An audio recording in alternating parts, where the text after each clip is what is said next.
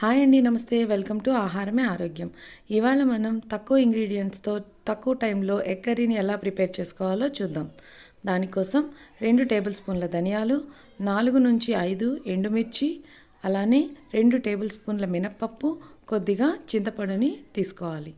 ముందుగా మనం stove on చేసుకొని కడాయి పెట్టుకొని దానిలోకి కొద్దిగా ఆయిల్ని యాడ్ చేసుకోవాలి.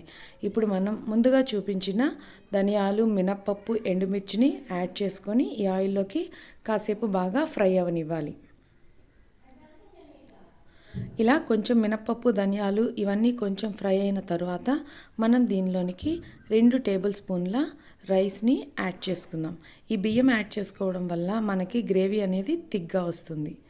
ఇప్పుడు ఇలా బాగా ఫ్రై అయిన తర్వాత వీటిని మిక్సీ జార్లోకి మార్చుకొని ఇప్పుడు దీనిలోనికి కొద్దిగా ఉప్పు, ముందుగా ఉంచుకున్న చింతపండును కూడా యాడ్ చేసుకొని పౌడర్ లాగా తయారు చేసుకోవాలి. ఇలా పౌడర్ చేసుకున్న తర్వాత మనం ఇప్పుడు దీనిలోనికి 2 పెద్ద టమాటోల్ని ముక్కలుగా కట్ చేసుకొని యాడ్ చేసుకొని దీన్ని కూడా పేస్ట్ లాగా చేసుకోవాలి. చూడండి, ఇప్పుడు ఇక్కడ మనం మెత్తని పేస్ట్ లాగా చేసుకున్నాం. ఇలా థిక్గా పేస్ట్ లాగా తయారు చేసుకొని పక్కన ఉంచుకోవాలి. ఇప్పుడు మనం స్టవ్ ఆన్ చేసుకొని కడాయి పెట్టుకొని దానిలోకి 2 నుంచి 3 టేబుల్ స్పూన్ల ఆయిల్ని యాడ్ చేసుకోవాలి. అలానే ముందుగా కట్ చేసి ఉంచుకున్న 2 ఆనియన్స్ని ఆయిల్లో యాడ్ చేసుకొని బాగా ఫ్రై అవనివ్వాలి. ఇలా ఫ్రై అవుతూ ఉండగా ఇప్పుడు మనం దీనిలోనికి కొద్దిగా పసుపు, అలానే ఉప్పుని కూడా యాడ్ చేసుకొని 2 నిమిషాల పాటు ఫ్రై చేసుకోవాలి. ఇవి ఇలా ఫ్రై అవుతూ ఉండగా ముందుగా గ్రైండ్ చేసి ఉంచుకున్న పేస్ట్ని ఈ ఆనియన్స్లోనికి యాడ్ చేసుకోవాలి. ఇలా ఈ పేస్ట్ని యాడ్ చేసుకొని 2 నిమిషాల పాటు బాగా ఆయిల్ రిలీజ్ చేసేంత వరకు కుక్ చేసుకోవాలి. చూసారా, ఇప్పుడు ఆయిల్ ఇలా ఈ గ్రేవీలోంచి బయటకి రిలీజ్ అవుతుంది కదా. ఇప్పుడు మనం దీనిలోనికి వాటర్ని యాడ్ చేసుకుందాం. ఇప్పుడు దీన్ని బాగా మిక్స్ చేసుకోవాలి. ఇలా మిక్స్ చేసుకొని గ్రేవీ కన్సిస్టెన్సీ అనేది ఇలా ఉంటే పర్ఫెక్ట్గా ఉంటుందండి. మరీ పలచగా ఉంటే బాగోదు.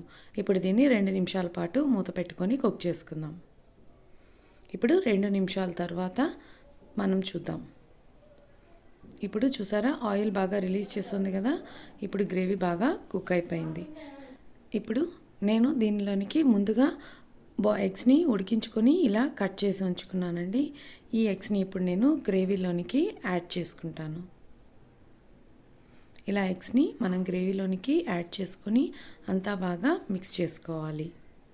ఇలా బాగా మిక్స్ చేసుకున్న తర్వాత మరొక 2 నుంచి 3 నిమిషాల పాటు మూత పెట్టుకొని ఉడికించుకోవాలి.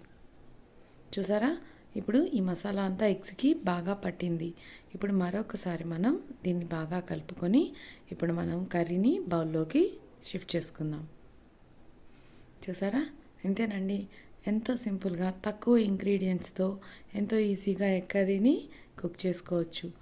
మీరు కూడా దీన్ని ట్రై చేసి చూడండి. ఇది చపాతీల్లోకైనా రైస్లోకైనా ఎంతో టేస్టీగా ఉంటుంది. చాలా ఈజీగా కూడా తక్కువ టైంలో చేసుకోవచ్చు. అలానే బ్యాచిలర్స్కి అయితే ది బెస్ట్ ఎగ్ కర్రీ అని చెప్పచ్చండి. నచ్చితే మీరు ట్రై చేసి ఎలా ఉందో నాకు కమెంట్ చేయండి. మీకు కనుక ఈ వీడియో నచ్చినట్లయితే నా ఛానల్ని సబ్స్క్రైబ్ చేసుకోండి. Thank you.